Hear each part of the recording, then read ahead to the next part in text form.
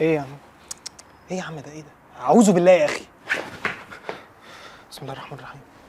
بسم الله الرحمن الرحيم. بص يا اكسلانس، هو مش الشيطان بيبقى متسلسل في رمضان؟ امال انا بشوفه حواليا في كل حته ليه؟ انا لسه حاصل معايا موقف من شويه ما يطلعش غير من شيطان لابس بلوفر، ده خلاني اسال نفسي سؤال مهم، هو مين حوالينا ممكن يبقى شيطان واعرفه منين واتعامل معاه ازاي؟ لو دورنا على دور الشيطان الاساسي هتلاقي ان هو بيحاول يطلع من الانسان اسوأ ما فيه، صح؟ صح. ما هو ده اللي لفت نظري، نفس فكره صاحبك بالظبط اللي عمال يرزعك افيه ورا التاني لحد ما بيخليك تسب، ما هو ده ايه؟ شيطان! زي بالظبط الدكتور اللي بيحط الامتحان 50 سؤال مقالي، ده اساسا ابليس بيبقى واقف على الكورنر كده عمال بيسقف له.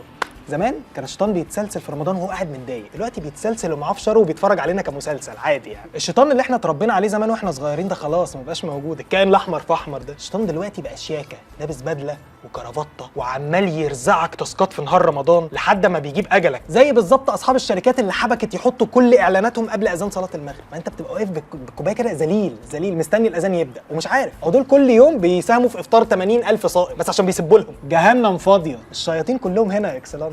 لما تلاقي اللي قدامك بيكذب وينافق وعايز يوقعك في الغلط يبقى شيطان. سهله اهي يعني.